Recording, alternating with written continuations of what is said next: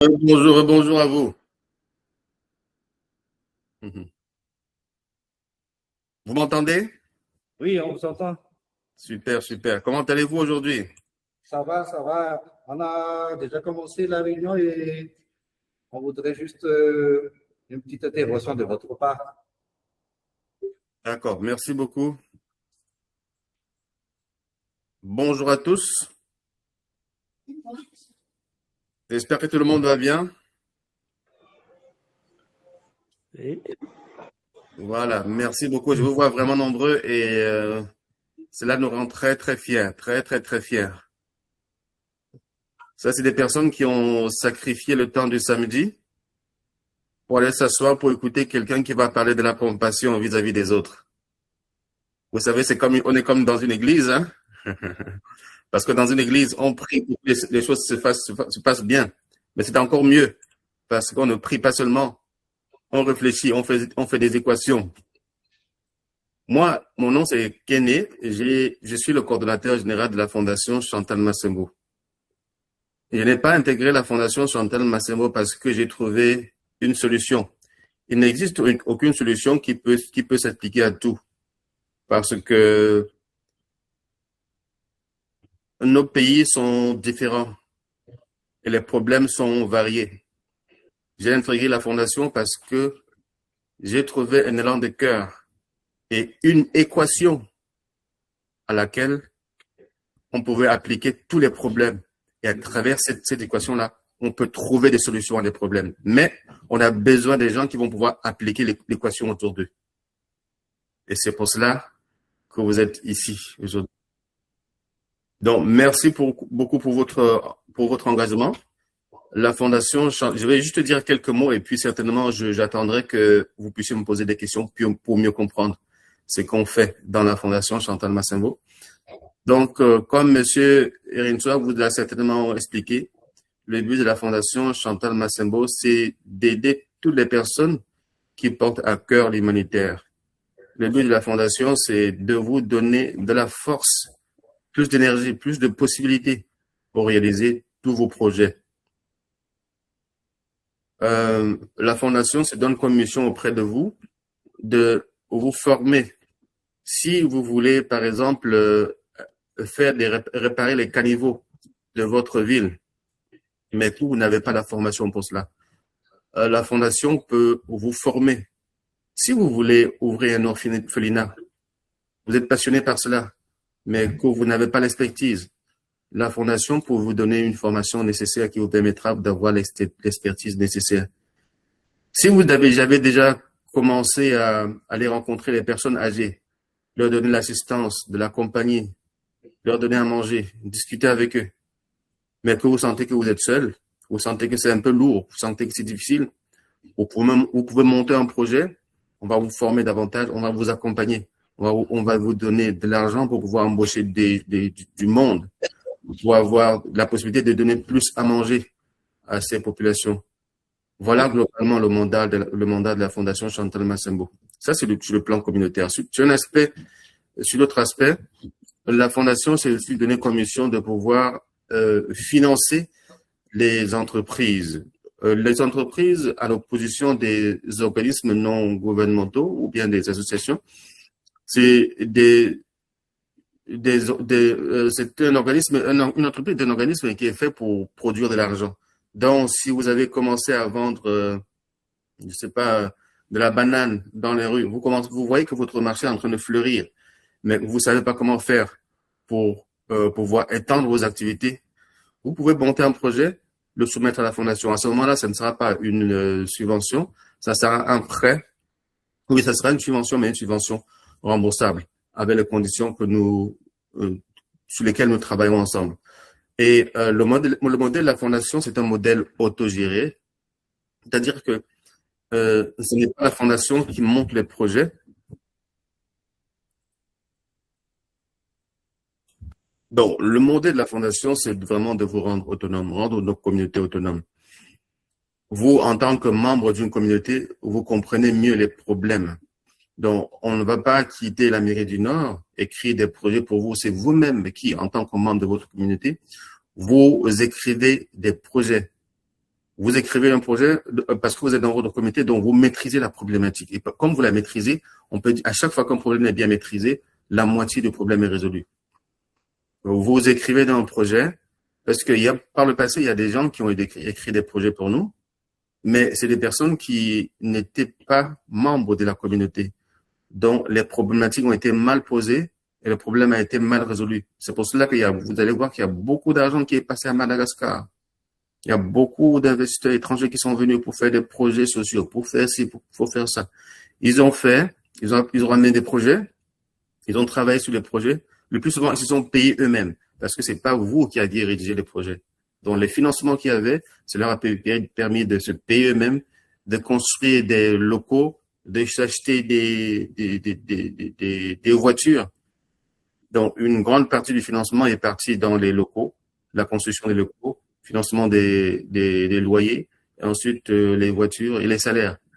La Fondation Chantal Massambo a décidé de faire un modèle différent.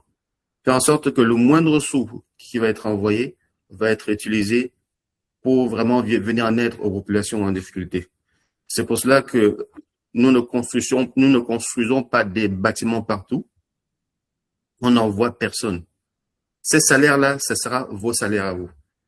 Ce ne sera pas les salaires des expatriés qui vont quitter la France, bien qui vont quitter Paris, bien qui vont quitter Montréal pour venir montrer à M. Irinsoa comment s'investir dans le domaine de l'électricité. Non.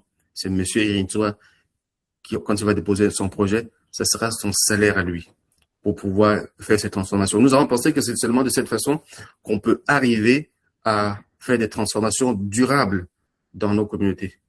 Voilà. Voilà en gros le modèle de la fondation. Et puis, je ne sais pas si vous avez des questions. À travers les questions, on va peut-être davantage illustrer le modèle du fonctionnement, la mission et la vision. Alors, l'autre chose aussi, c'est important de participer aux réunions de la fondation parce que c'est à travers les réunions que vous comprenez exactement ce qu'on fait.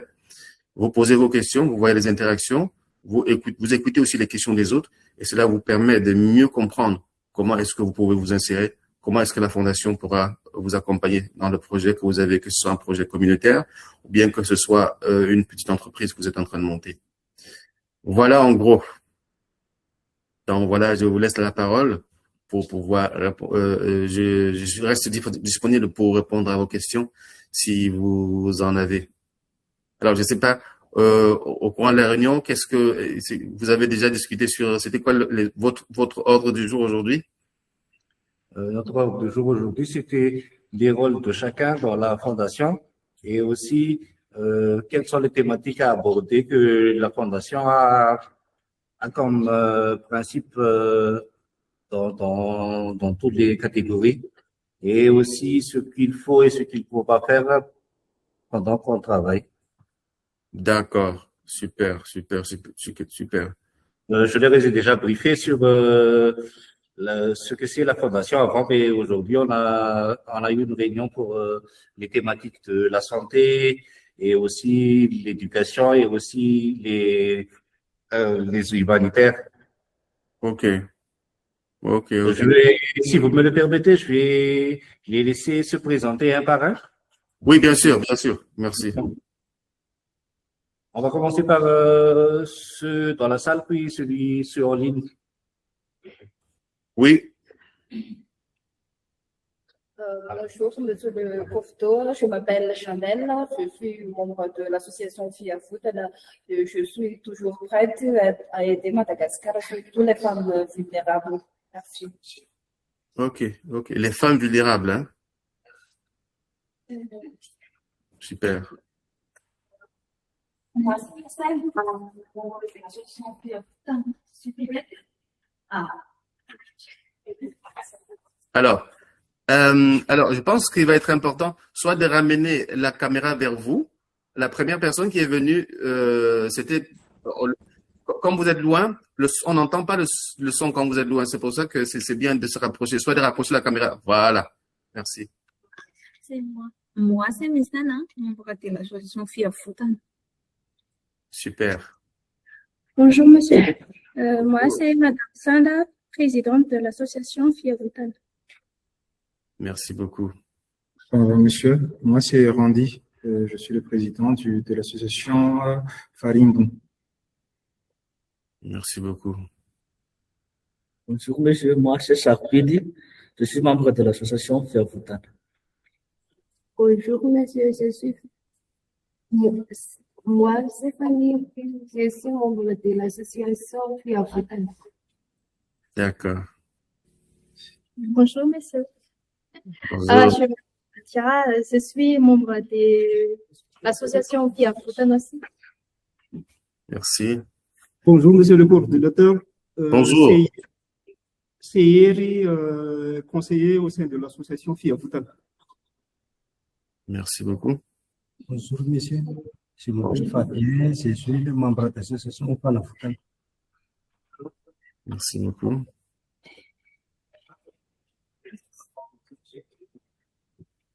Moi, je m'appelle Claudio, membre de l'association Fiavutan.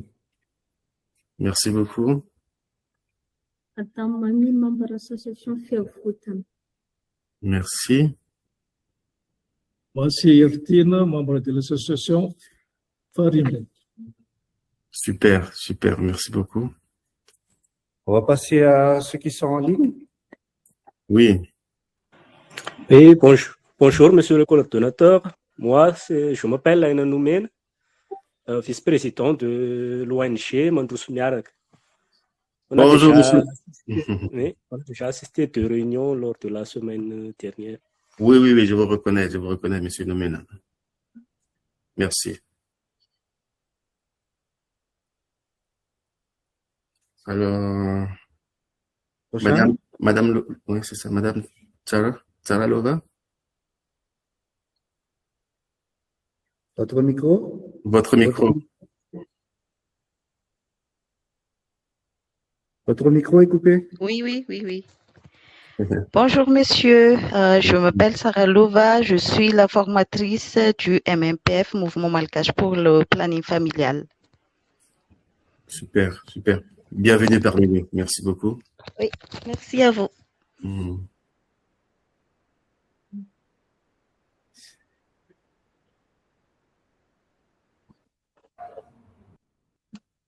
Monsieur Mario? Oui, moi c'est monsieur Mario, membre dans l'association Mandous Miarak. Merci beaucoup. Merci.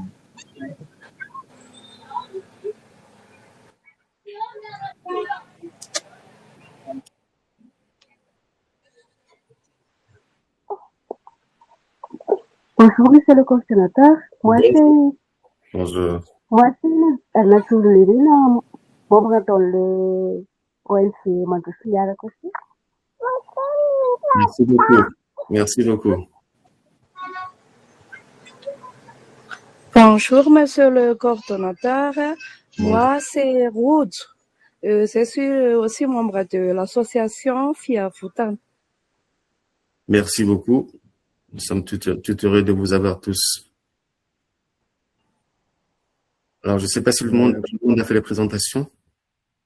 Oui, un petit remarque cependant. On a eu la fête nationale hier et plusieurs personnes sont un peu fatiguées. C'est pour ça qu'on n'est pas au nombre total.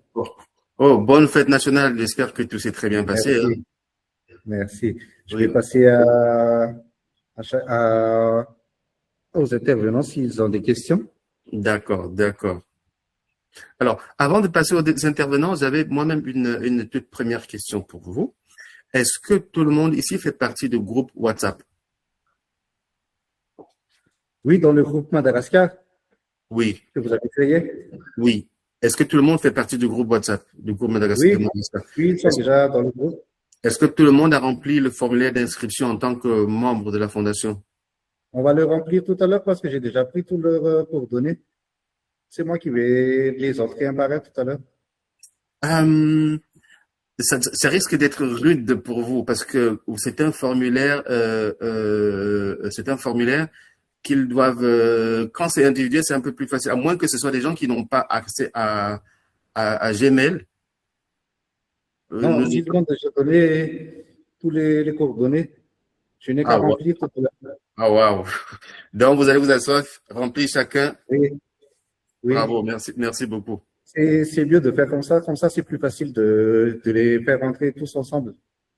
Ah, d'accord. Mais vous savez que ce sera un après l'autre.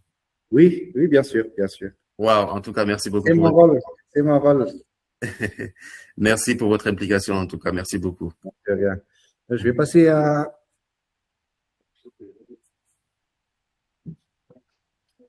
Question en fait vis-à-vis de la fondation en question.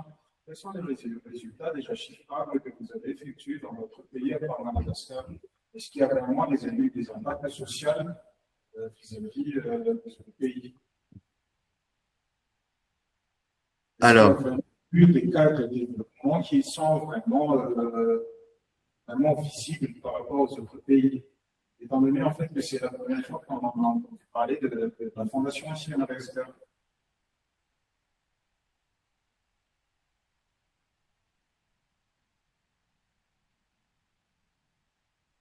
Donnez-moi 30 secondes, s'il vous plaît. 30 secondes, ça ne sera pas long.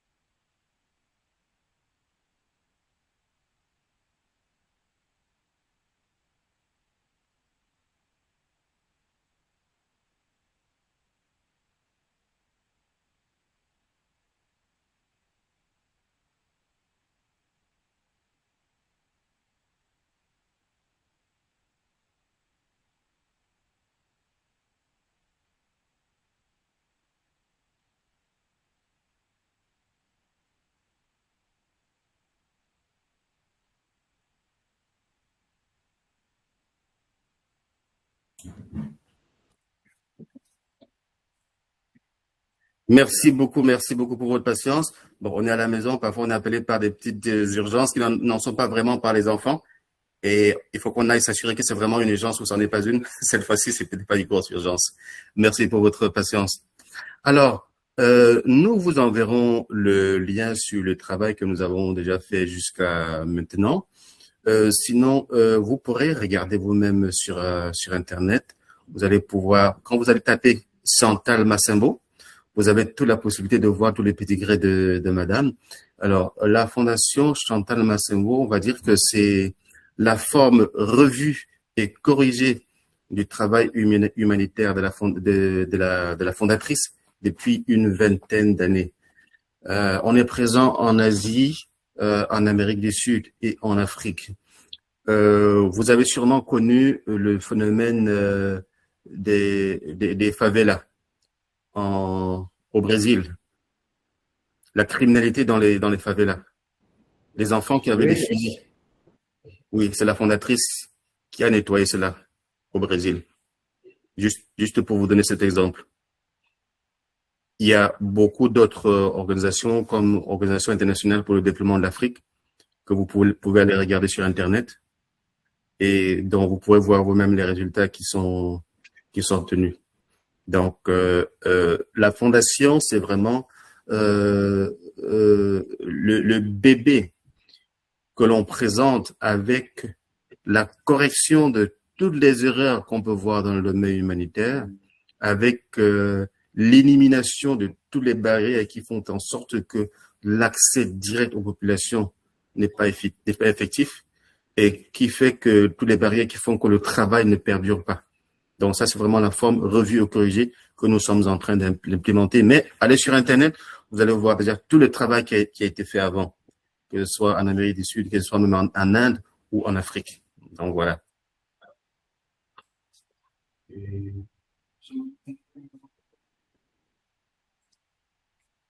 Une question qu'ils ont posé. Est-ce qu'on pourrait avoir une réunion spéciale parce que l'heure de la réunion qui est à 20h ici, 21h ici, c'est un peu tardif.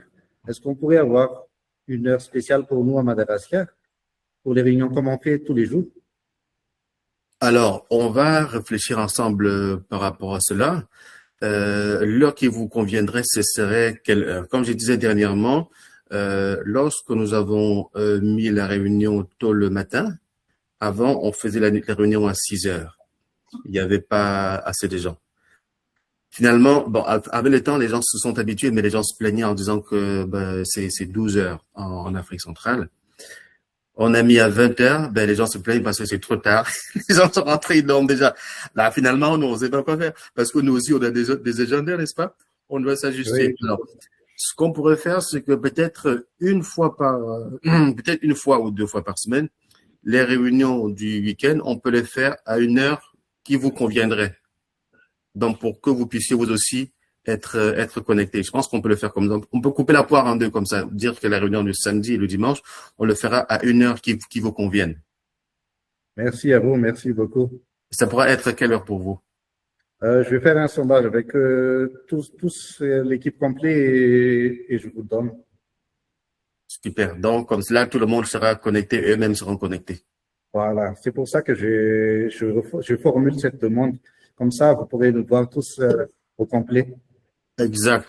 Et aussi, il faut insister sur le fait que si vous avez des membres à qui vous donnez du service, faites participer vos membres. Vous allez voir, ça vous prendra peut-être 2 à 3 réunions pour vraiment comprendre ce qu'on fait dans la fondation. Parce que juste le dire, ce n'est pas assez. Vous avez besoin de vous former vraiment pour comprendre. Et imaginez qu'au moment où vous allez soumettre votre projet, nous allons devoir enquêter. On va envoyer les gens pour poser des questions aux personnes que vous desservez.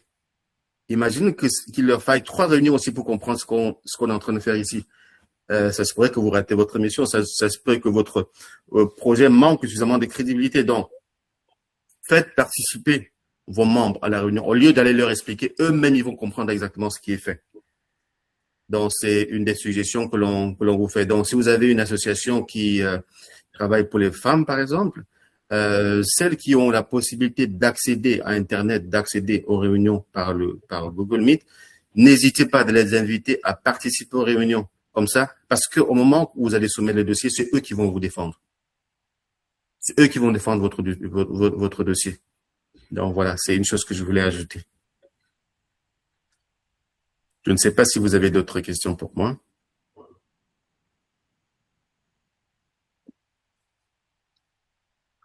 Oui, Monsieur Domena, vous avez la main levée. Juste pour curiosité, quelle est notre mission, vision et valeur? Mission, vision, valeur de notre fondation. Merci. Alors, nous avons fait beaucoup de réunions sur l'éthique et la déontologie, et j'insiste toujours. Dans la fondation, ce n'est pas ce qu'on a écrit qui compte, ce n'est pas ce qu'on dit qui compte, mais c'est les actions que nous posons auprès de nos populations qui donnent de la valeur, qui justifient notre place. Nous sommes ici pour enlever la misère. Nous sommes ici pour faire en sorte que tout le monde comprenne que ce ne sont pas les grandes chaires universitaires qui devraient rédiger les projets pour nous. Nous sommes ici pour faire comprendre que le développement passe par des actions les plus simples. Juste un sourire à une personne qui est souffrante peut changer sa vie. Et ça, déjà, c'est une action concrète. La mission de la Fondation, c'est de faire en sorte que un ministre comprenne que de temps en temps, le samedi, il doit enlever sa veste, aller donner à manger aux enfants dans la rue. Ce n'est plus la mission du gouvernement. Ce n'est plus seulement la mission de ceux qui gèrent les organisations. C'est la mission de chacun. Et notre modèle, ce que vous regardiez autour de vous, que vous preniez une initiative en lien avec des problématiques concrètes. S'il y a des enfants dans votre quartier qui ne vont pas à l'école, ne dites pas, bon, là, je fais un projet pour monter une école. Il n'y a pas de crédibilité dans cela. Vous savez lire et écrire. Les enfants qui ne vont pas à l'école ne savent pas lire et écrire. La première action, première petite action que vous devez faire, c'est déjà de les regrouper. Parce que les enfants qui sont en perte de repères, il y a déjà la mauvaise compagnie. Juste le fait de regrouper une dizaine d'enfants qui vont avoir un espace où se rencontrer souvent, vous êtes en train de redéfinir, de refaire leur identité. D'avoir un groupe d'appartenance, c'est déjà un élément qui va psychologiquement les transformer. Cette action-là, vous n'avez pas l'air que c'est beaucoup, mais c'est beaucoup pour un enfant qui ne sait pas où aller.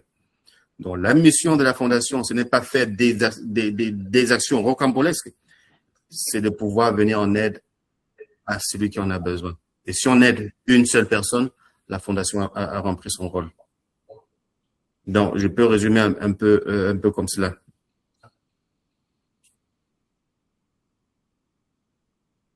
Est-ce qu'il y a d'autres questions pour moi?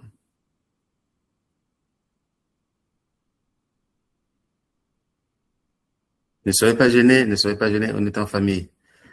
C'est la famille Chantal Massembo.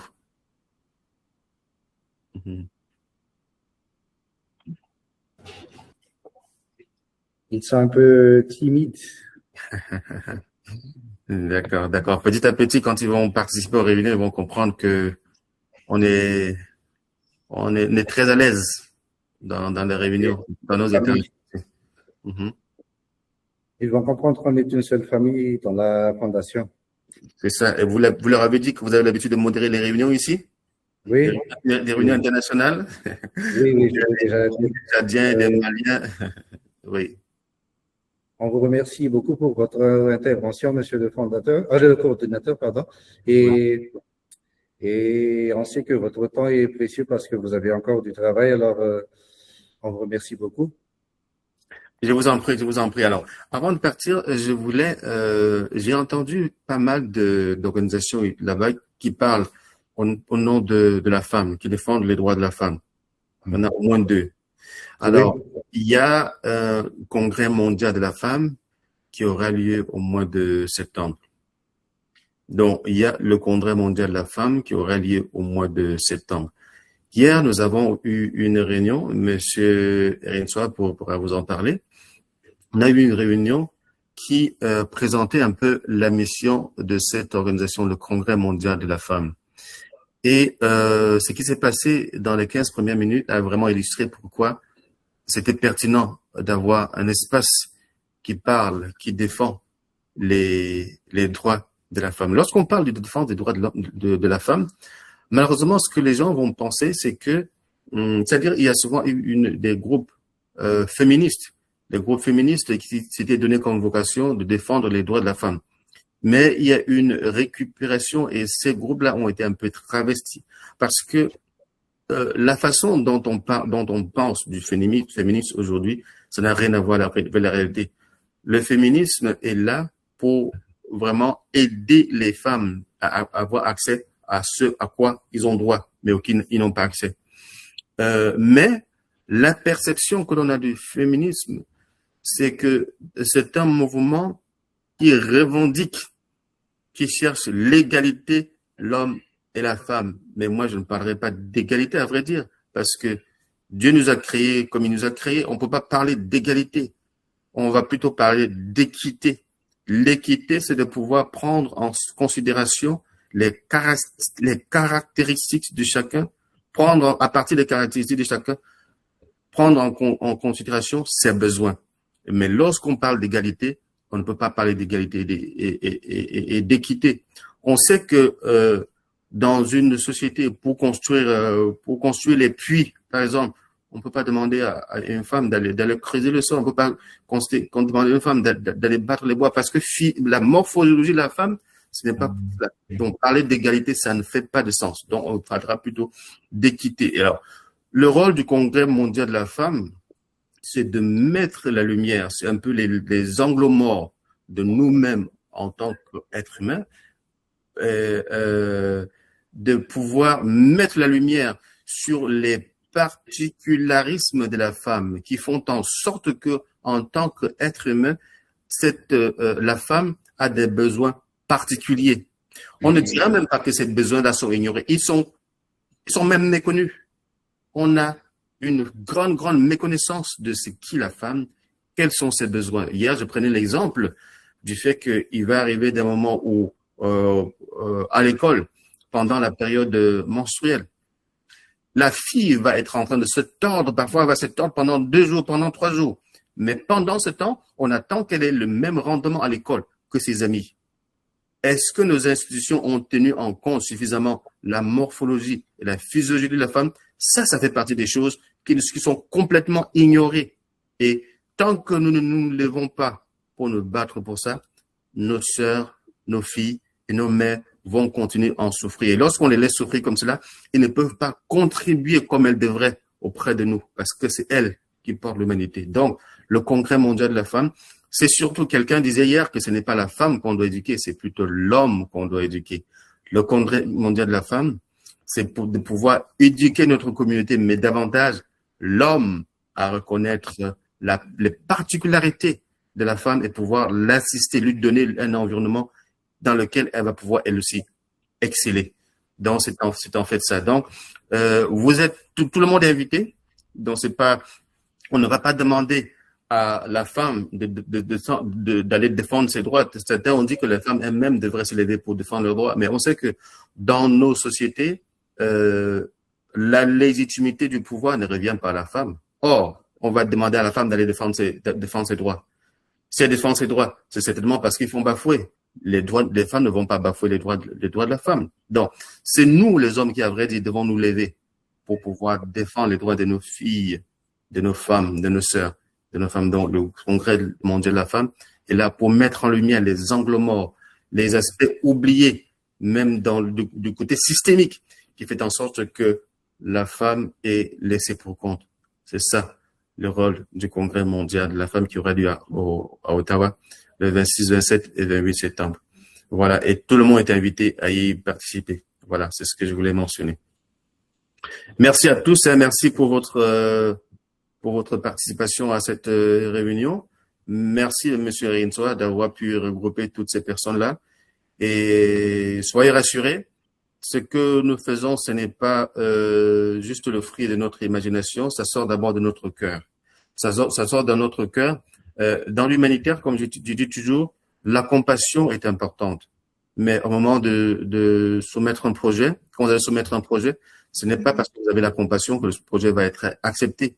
C'est parce que vous avez des faits, parce que vous avez fait les mathématiques, que vous avez respecté les conditions qui sont édictées, que les projets vont être acceptés pour le financement. Donc, essayez lorsque vous soumettez des projets de respecter à la lettre les conditions qui sont édictées. Si on dit qu'il faut 11 personnes comme membres de 12 personnes comme membres de votre groupe, et formez vos groupes pour que d'abord chacun sache c'est quoi son rôle dans le groupe, et pour que ces 12 personnes-là, ce soient des 12 personnes qui sont capables de défendre votre projet comme vous. Parce que c'est avec eux que vous allez pouvoir transformer la communauté. Si vous choisissez des personnes qui sont là juste comme des figurants, eh bien, ils risquent de s'enfuir avec l'argent lorsque l'argent va arriver.